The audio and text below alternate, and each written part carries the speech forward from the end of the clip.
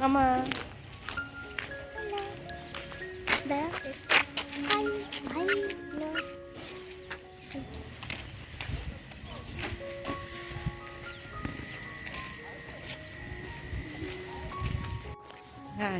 Morning বন্ধুরা, আমি শ্রাবন্তী। আমার ক্যাপচার অফ ফ্রেম ব্লগে তোমাদের অনেক অনেক স্বাগত। আশা করছি তোমরা সবাই ভালো আছো আর আমরাও ভালো আছি। আজ হচ্ছে 11 তারিখ শনিবার, আর এখন ঘড়িতে বাজে ওই সকাল 6টার মতো। আর এখন থেকে তোমাদের সাথে স্টার্ট করছি। তো চলো। তো হঠাৎই কর্তামশাই হচ্ছে সেকেন্ড স্যাটারডে আর সানডেটা ছুটি অ্যারেঞ্জ হয়ে গেছে, আর তার জন্যই ভাবলাম যে আমরা ঘরে বসে না থেকে কোথাও একটা বেরিয়ে আসি। এই শীতকাল মানে হচ্ছে একটু নিজের জায়গা ছেড়ে অন্য জায়গায়, একটু অন্য প্রকৃতির সঙ্গে পরিচয় হওয়া, যেটা আমাদের মনকে আরও খুশিতে ভরিয়ে দেয়। তো এই সকালবেলা শীতকালের পরিবেশ এতটাই সুন্দর, আর এতটা সকালবেলা কত পায়রা উঠছে দেখো, তো দেখে মনটা ভরে গেল। আর ওপর দিক থেকে যাচ্ছে রকেট, মেয়েই দেখালো রকেটটা যাচ্ছে। তো আমাদের সকালবেলা টোটো আসার কথা ছিল, জানি না কোনো কারণে টোটো ওলা আসতে পারেনি। পরে কারণটা জেনেছি, সে ঘুমিয়ে পড়েছিল। তো যাই হোক, টোটোতে না গিয়ে হেঁটে গিয়ে ভালোই করছি, কারণ আর কিছুটা দূর গিয়েই আমাদের টোটো থেকে নেমে আমরা নিয়েছি বাস। আজ যাব দীঘার উদ্দেশ্যে। তো মেদিনীপুর থেকে দীঘা কিন্তু খুব বেশি ডিস্টেন্স না, তো সেই জন্য আমরা বাস নিয়েছি। রবিবারেও মেদিনীপুর থেকে একটা দীঘার বাস যায়, কিন্তু আমরা যেহেতু রবিবারে ফিরবো, তো সেই জন্য শনিবারে বাস ধরে নিয়েছিলাম। তো লাক্সারি বাসগুলো হচ্ছে আর একটু লেট ছিল, তো আমরা যেহেতু হঠাৎই আগের দিন প্রোগ্রাম করে বেরিয়ে পড়েছি, তো আমরা রিজার্ভ করার সময় পাইনি। তো সেই জন্য এসি যে লাক্সারি বাসগুলো হয় সেগুলোতে যেতে পারিনি, সরকারি যে বাসগুলো সেগুলোতেই চলে এসেছি। আর ঘন্টা তিনেকের পথ এই যে দীঘাতেও পৌঁছে গেছি। এই যে দীঘার মন্দির, জগন্নাথের যে মন্দির দেখা যাচ্ছে। আর আমরা একেবারে বিচের কাছে, নিউ দীঘা যে সেই বিচের কাছেই একদম সামনেই বাস থেকে নেমেছি। মা দেখেছ?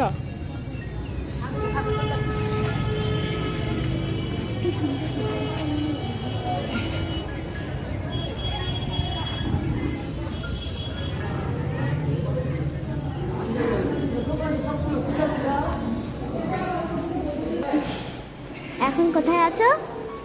হোটেল আস্থা। এখানে ক বছর আগে এসেছিলে? 5 বছর আগে এসেছিলাম। আমি এসেছিলাম? হ্যাঁ।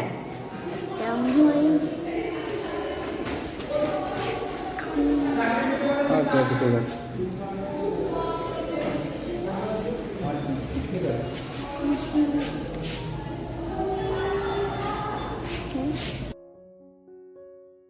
আর এই হচ্ছে আমাদের রুম। আমরা একটা রাতই স্টে করব এই রুমে, আর পরের দিন আবার বিকালের দিকে আমাদের গাড়ি আছে। তো সেই জন্য আর থাকতে পারবো না, কারণ সোমবার থেকে হাজব্যান্ডের অফিস। তো মোটামুটি 2 দিনের ছুটি নিয়ে এসেছি। এই হচ্ছে বাথরুম, আর ওদিকে একটা ছোট্ট মতো ব্যালকনি আছে, একদম ছোট্ট ব্যালকনি।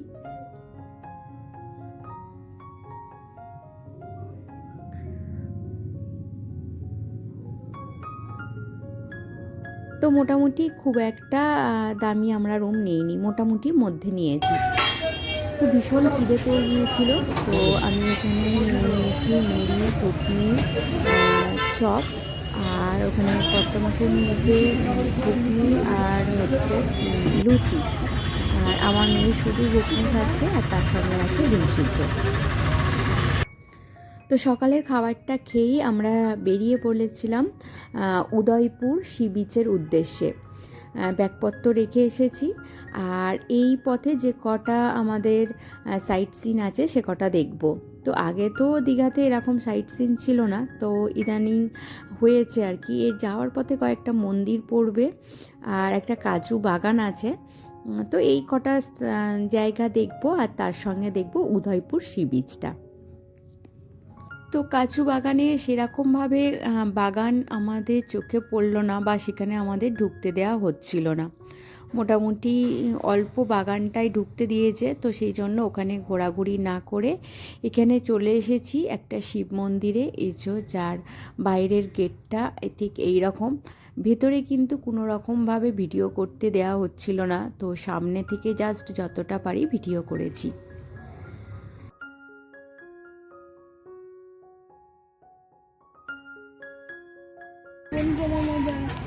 তো সামনেই এক বসেছিল হনুমান। তো ওদের উদ্দেশ্য কিন্তু মানুষের ক্ষতি করা নয়, ওদের উদ্দেশ্য একটাই, যে খাবার খাওয়া। মানুষের মতো যে বিভিন্ন উদ্দেশ্য নিয়ে বেরোয় তা কিন্তু নয়, ওদের একটাই উদ্দেশ্য থাকে, সেটা হচ্ছে পেট ভরানো। তো যাই হোক, সেকেন্ড মন্দিরে এসেছি, এটাও একটা শিব মন্দির, আর এটা অনেকটা বড় জায়গা নিয়ে আছে। তো বাইরের দিকটা এরকম বিশাল একটা মেলা বসেছে, দুপাশ থেকেই মেলা বসেছে, আর ভেতরে অনেকগুলো ছোট বড় মিলিয়ে অনেক মন্দির আছে। তো মেন যে শিব মন্দির সেটা বন্ধ ছিল, মানে আমরা অনেকটা সকালবেলা গিয়েছিলাম, তো মেন মন্দিরটা বন্ধ ছিল। তো আশপাশে যে ছোট ছোট মন্দিরগুলো সেগুলো খোলা হয়েছে। তো ভেতরে আমরা বিশেষ দেখতে পেয়েছি যেগুলো ভিতরেও বসেছে নানা রকম মেলা।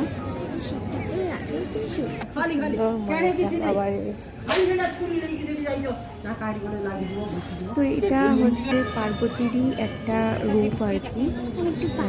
তো এখানে এই মন্দিরটার মধ্যে সমুদ্রে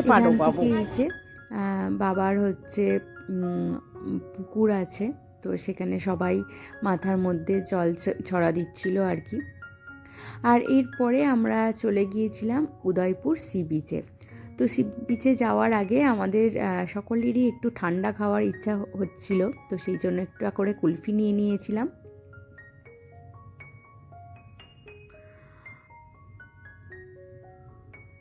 বিচে তো ভীষণ রোদ হবে, তো আমাদের সানগ্লাসটা আসার সময় নিতে ভুলে গিয়েছিলাম, তো প্রত্যেকের জন্য একটা করে সানগ্লাস, আর মেয়ের জন্য হচ্ছে একটা টুপি নিয়ে নিয়েছিলাম।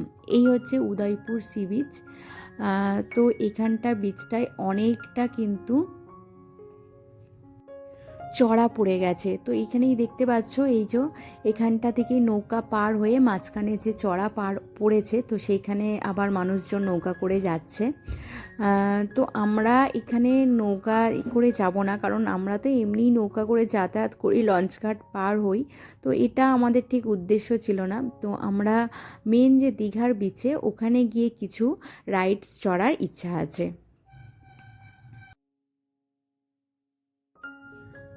তো এই যে আমার মেয়ে এখান থেকেই একটা রাইডস পেয়ে গেছে, তো এটাই ও এখন চড়ছে। আর এই ফাঁকে আমি একটু চারপাশের জিনিসগুলো দেখে নিচ্ছি।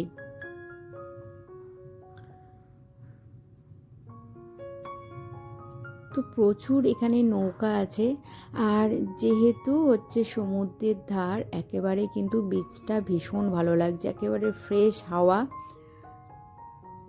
আর মোটামুটি আমাদের এখানে যেরকম ঠান্ডা পড়েছিল তার থেকে ঠান্ডাটা কম।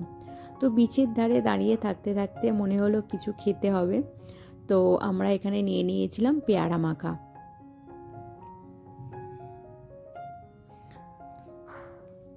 তো এরপরে আমরা চলে এসেছি মেন যে দীঘার বিচ, সেই বিচে প্রচুর লোকজন ভর্তি।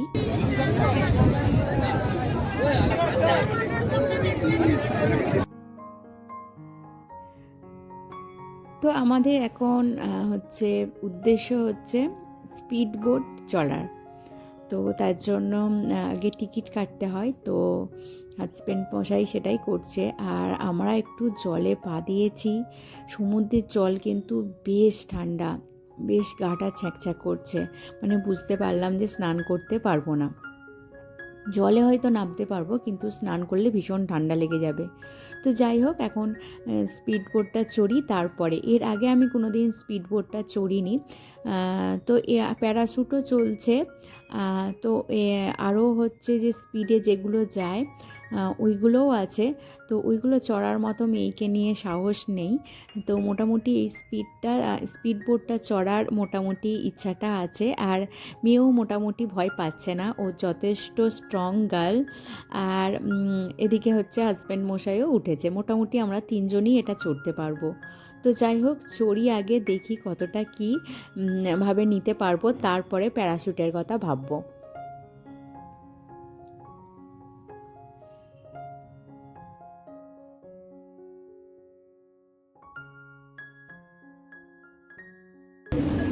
टिकट दियो टिकट দিয়ে দিয়েছে টিকিটটা ও ले लिया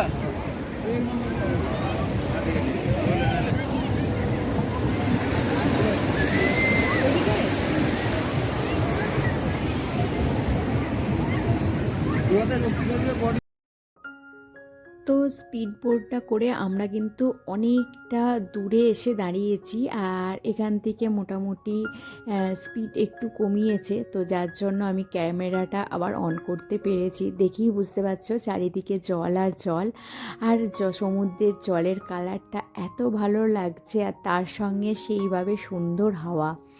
এত এনজয় করছিলাম, এত মনটা ভালো হয়ে যাচ্ছিল। তো চলো, এরপরে স্পিড বোট থেকে নেমে আমরা খাচ্ছি এখন ডাব। তো এই ডাবগুলো হালকা হালকা শ্বাসও আছে, যার জন্য আমরা মালাইটাও খেয়েছি, ডাবের শ্বাসটা আর কি। তো আমার তো পুরো পেট ভরে গেছে রীতিমতো, আর কোনো রকম পেটে জায়গা ছিল না। তো এরপরে রুমে আমি এসে তো আগে ফ্রেশ হয়ে নিয়েছি, স্নান টান করেছি গরম জলে, আর মেয়েকে গা হাত পা ভালো করে মুছিয়ে দিয়েছি, কারণ ওর ঠান্ডা লাগছিল ভীষণ বলছে। তো আমি ভাবলাম যে জল চেঞ্জ করার পর যদি আবার শরীরটা খারাপ হয়ে যায়, ওকে মোটামুটি মাথার চুলটা ভেজাইনি, গা হাত পা সমস্ত জল দিয়ে ধুয়ে পরিষ্কার করে দিয়েছিলাম, কারণ বালি টালি মেখে আছে। তো এরপরে হচ্ছে আমি তো কোনো লাঞ্চ করব না বলেই ঠিক করেছি। ওদিক থেকে কর্তামশাই বারবার ডাকছে যে মোটামুটি তুমি এসে বসো। তো অবশেষে আমি বললাম যে ঠিক আছে, আমি একটা কোল্ড ড্রিঙ্কস খাবো, তোমরা গিয়ে আগে অর্ডারটা দাও। আর এই হোটেলেই হচ্ছে তোমার রেস্টুরেন্ট কাম হোটেল আর কি, দুপুরের লাঞ্চ থালি থেকে আরম্ভ করে মোটামুটি যা চাইবে সেটাই ওরা বানিয়ে দেবে। তো আমি একটুখানি রেডি হয়ে তারপরে যাচ্ছি, আর ঠান্ডাটাও বেশ লেগেছে যেহেতু স্নান করেছি সবে। কথাতে আছে না, ঢেকি স্বর্গে গেলেও ধান ভাঙে, তো সেটাই আমার এখানে হয়েছে। তো এখানেও আবার জিনিসপত্র একবার বার করছি, আবার ঢোকাচ্ছি, গোছাচ্ছি, গুছিয়ে রাখছি। তো গোছানোর কাজ এখানেও করতে হচ্ছে। আর বললাম সবে স্নান করেছি, তো সেই জন্য জ্যাকেটটা পরে নিচ্ছি, ভীষণ ঠান্ডা লাগছে, কারণ সেই ঠান্ডায় কাঁপবো, তার থেকে জ্যাকেট পরে নেওয়া ভালো। তো স্নান টান করার পর এত ফ্রেশ লাগছে, বেশ ভালো লাগছে। আর বললাম না, পেটে একটুও জায়গা নেই, কিন্তু এদিকে মেয়ে ডাকছে, তো বলেছিলাম একটা কোল্ড ড্রিঙ্কস আনতে, তো কোল্ড ড্রিঙ্কসই এনে রেখেছে। এদিকে দেখছি যে মেয়ে নিয়েছে ইলিশের থালি, আর ওদিকে কর্তামশাই নিয়েছে হচ্ছে কাতলা মাছের থালি, আর আছে ডাল আছে, একটা সবজি আছে, চাটনি, পাঁপড়, এইসব আছে। তো মোটামুটি ইলিশের সাইজটা বেশ ভালো, আর রান্নাটাও নাকি বেশ ভালো করেছিল বলল। তো যাই হোক, ওরা জানে, ওরা খেয়েছে, আর আমি এখন বসে বসে খাবো একটু কোল্ড ড্রিঙ্কস, যেহেতু আমি খাচ্ছি না।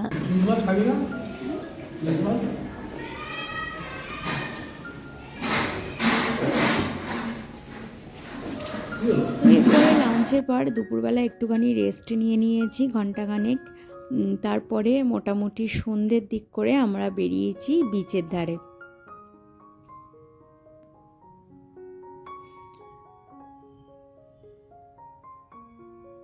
তো এই হচ্ছে মেয়ের লুক, কর্তামশাইয়ের লুক। আর এরপরে হচ্ছে আমি যেটা সকালের দিকে পরে এসেছিলাম সেটাই পরে নিয়েছি, কারণ একদিনের জন্য বারবার ড্রেস চেঞ্জ করার কোনো প্রয়োজন নেই। তো মোটামুটি আমাদের লাগেজ একটাই হয়েছিল, একটা ব্যাগের মধ্যেই সমস্ত জিনিসপত্র ঢুকে গিয়েছিল। আর হচ্ছে যত লাগেজ বাড়বে তত খাটুনিও বাড়বে।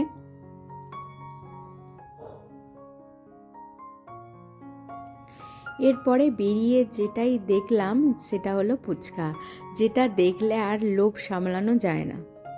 তো এখানে আমি তেঁতুল জল ছাড়া কয়েক পিস খেয়েছি, কারণ গিয়েই একটুখানি কফি খাবো বলে ঠিক করে রেখেছি, কারণ সেই দুপুরে কিছু খাইনি, কোল্ড ড্রিঙ্কস খেয়েছিলাম, এবার কিন্তু বেশ খিদে পেয়েছে। তো সেই জন্য শুকনো কয়েকটা ফুচকা খেলাম, আর তারপরে বিচের ধারে গিয়ে নিয়ে নিয়েছিলাম কফি। তো আমার দেখা দেখি মেয়েও তেঁতুল জল ছাড়া খেয়েছে, আমি ভাবলাম যে না, ঠিকই করেছে, কারণ তেঁতুল জলটা শরীরের ক্ষতি করতে পারে।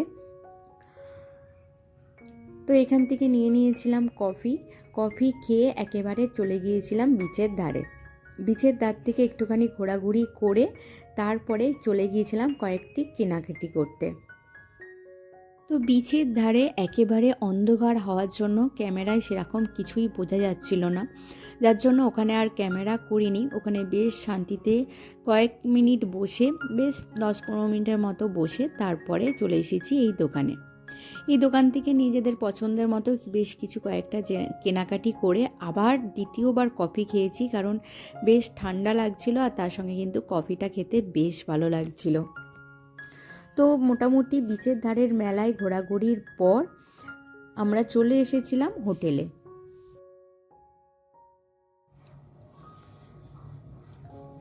ও হ্যাঁ, এখানে বলতে ভুলে গিয়েছিলাম, এই যে মেয়ে এম করছে, আর মেয়ে পারছে না বলে মেয়ের বাবা শিখিয়ে দিচ্ছে।